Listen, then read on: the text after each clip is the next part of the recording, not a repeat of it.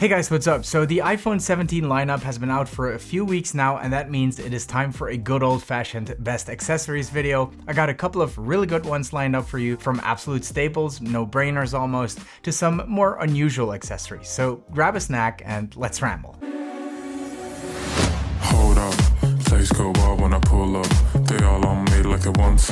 Alright guys, so starting off with some no-brainers, and the first thing you should probably buy for your iPhone is some protection. I did a whole video showing you guys every single color and option of Apple's own cases, including the Beats cases, so definitely check out that video if you're interested. I'll put it up here somewhere. And there are definitely some really nice Apple cases this year, but they are pretty basic, and if you want something more versatile and functional, I can highly recommend getting one of the cases by today's sponsor, ESR. I feature ESR products on this channel all the time because they just consistently keep putting out great stuff, and these new iPhone 17 stash cases are no exception. The ESR Classic Hybrid Magnetic Case features all-around protection with a full coverage camera bar and a zinc alloy camera protection guard. It's raised edge protection all around, both on the screen and here also on the camera. Make sure that everything is really protected, and the built-in camera control cover keeps one of the most vulnerable parts of the iPhone safe as well, while still conducting touch controls, which is very nice. It's a lot better than one of those cutouts, you know? But by far, my favorite feature on these cases is definitely the stash stand, which turns the protective barrier into a versatile stand for video calls or for watching content. You can do it both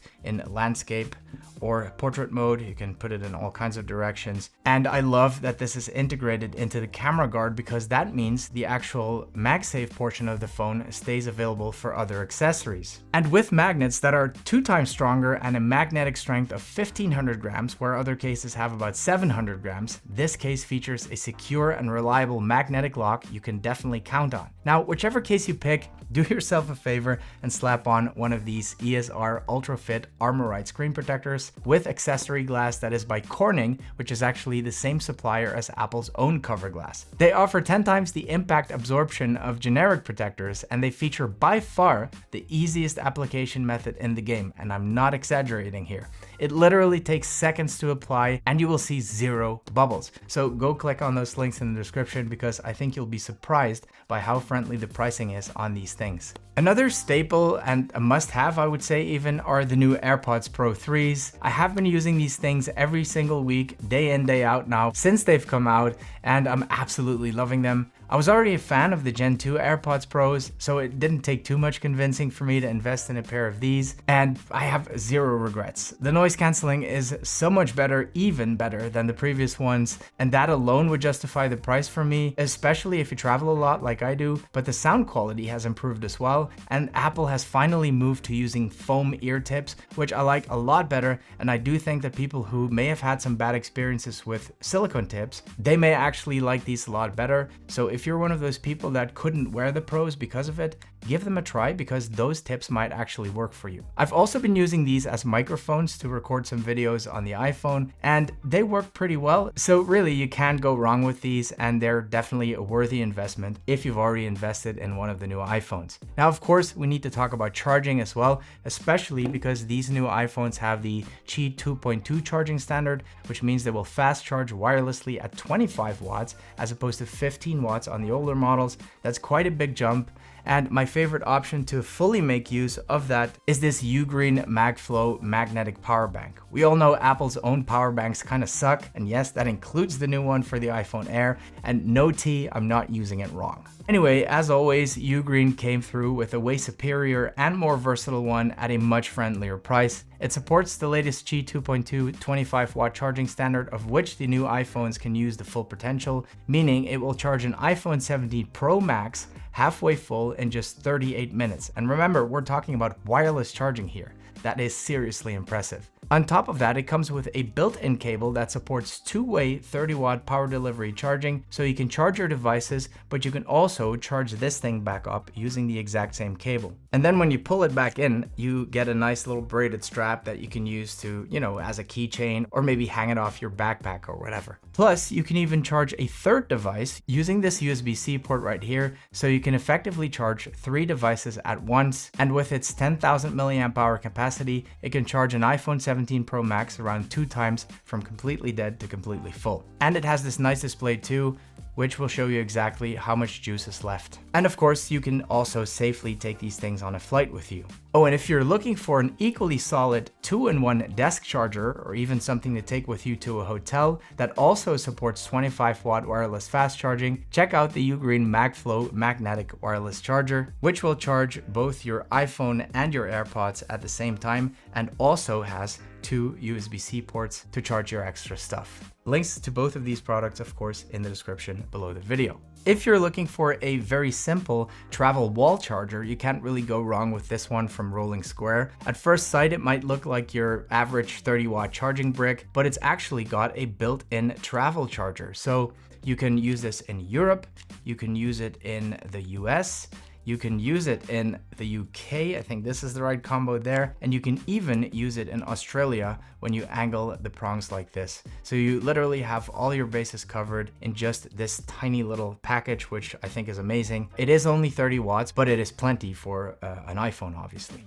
Then from the same manufacturer, we also have the InCharge cable. This is also from Rolling Square. And what I like about that is not only the fact that it's magnetic, so it's nice and compact, but it's actually got these removable tops, so you can make every single combination you might possibly need. You have a USB-C to USB-C, that's the basis, if you will. Then you have a USB-A to USB-C, USB-A to Lightning, and because of the way the Lightning one is shaped, it actually doubles as a micro USB too. I wasn't even aware of this. I actually showed this thing in a previous video and I said, too bad it doesn't have micro USB. And then one of my subscribers said, actually it does. If you look very closely at the Lightning connector, you'll see that it's actually shaped as a micro USB, and it is actually true. So thank you for whoever gave me that tip. Very, very useful indeed. And just like the other one, it has this nice braided cable, so you can actually use this as a keychain, or again, hang it off a bag or something. Super useful to just have on you.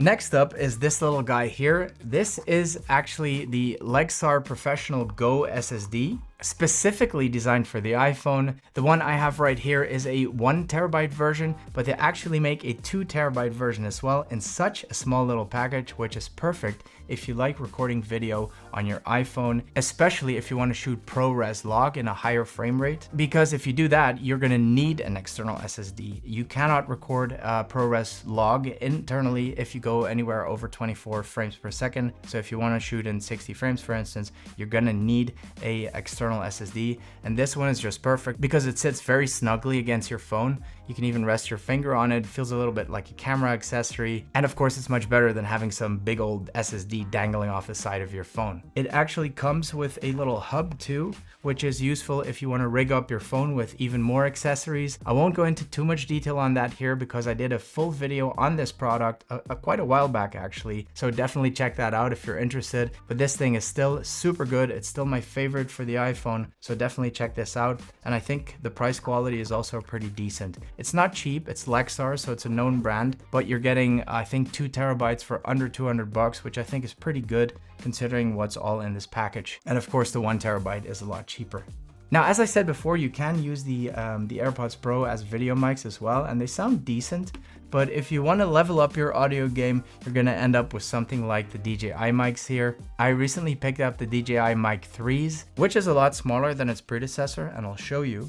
This is the 3 and this is the previous one, the 2, which is also pretty awesome, by the way. So if you're looking to save some money and you don't really care about which one is smaller, pick up these because they're equally good. But wow, the form factor is just a huge, huge plus for me. It's so small, you can just put it anywhere and you barely see it. What makes these particularly useful for the iPhone is that they come with this little USB-C attachment, which you then can stick straight into the iPhone. And that means that this little microphone records into the receiver straight into the iPhone, so you don't have to do anything in editing. I know a lot of people prefer this, so this is definitely a great setup if you are one of those people. For instance, if you use some simple editing software, maybe you edit on your phone, that's definitely the way to go.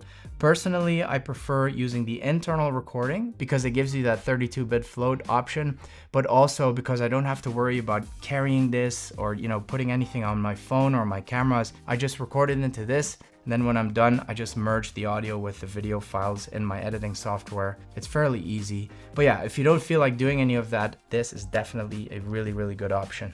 It has a couple of other advantages too, but the form factor I think is the big one. And it also has adaptive audio, I think it's called, which means it will adjust the audio levels to the volume of your voice and your surroundings, which is pretty good. They both have 32-bit float, which my fellow audio nerds will already know why that's a big deal. You basically can scream into this thing, it will be fine. You can whisper, it will be fine. You can't mess up your audio. But adaptive audio takes it a step further and actually levels it out as you're talking. So it's better, straight out of the box, and you have less editing to do. But both are excellent options. So if you're looking to level up your audio and you want to take your recordings a little bit more seriously, let's say you use your iPhone for more professional stuff and you don't want to use this as a mic, these are definitely the next step up.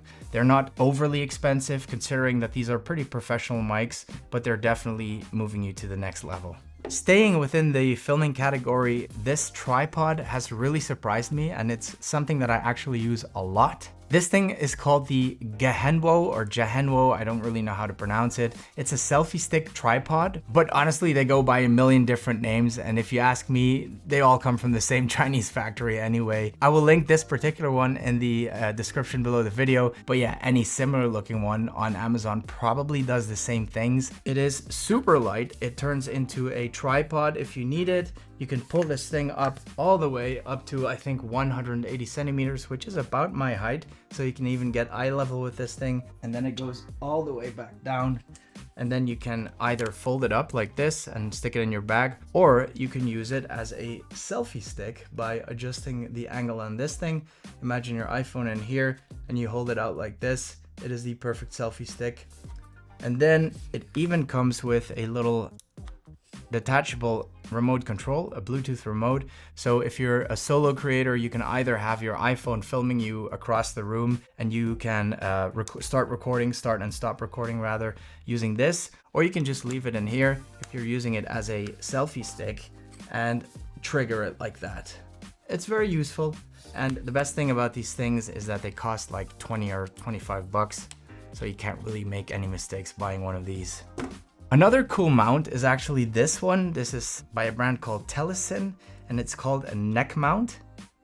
You're gonna look like a complete nerd, as you can see, but it works so well. It's so easy too. You just snap on your iPhone like this, and you're just filming the perfect POV. You can use your Ray-Ban Metas, which is nice, but the Ray-Ban Metas only shoot vertical because they're made to make short form content for Meta, so Instagram basically. This one actually lets you film in vertical, which for me is perfect because I can use the footage for YouTube. The first time I've used this was actually at Samsung Unpacked, and it was so great because I could easily shoot myself using the Samsung Fold 7 at the time. Of course, it was a bit funny that I was filming Samsung content with an iPhone, but hey, I'm a tech reviewer, so I guess I get a pass for this stuff, right? Anyway, again, one of those things that doesn't cost a lot of money, but does the job great.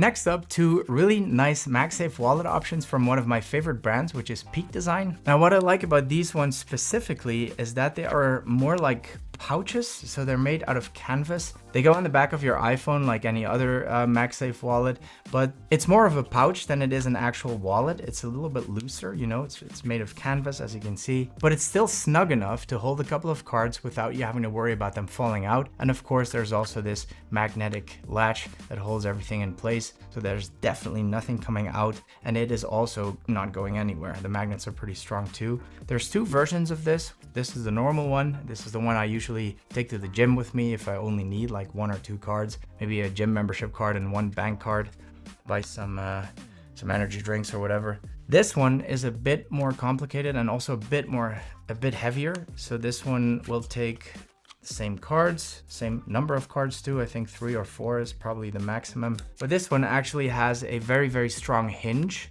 which you can use to prop up your phone. So it snaps on the back like this, and then you can either use it for FaceTime calls, or you can watch a bit of content like this. It's very useful. You can also turn it around, of course, and put it like this. As I said, quite useful. These are super similar. The only difference here is that this one is a little bit lighter because this one has that built-in hinge, and I think the back of it is probably steel. So there you go.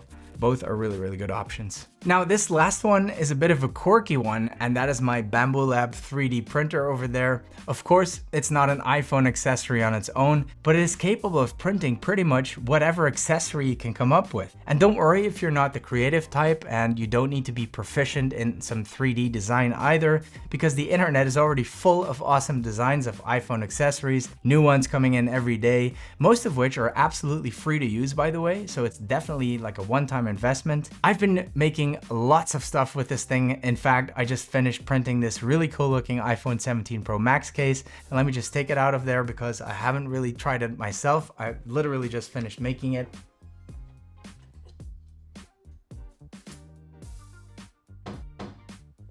And this is what it looks like.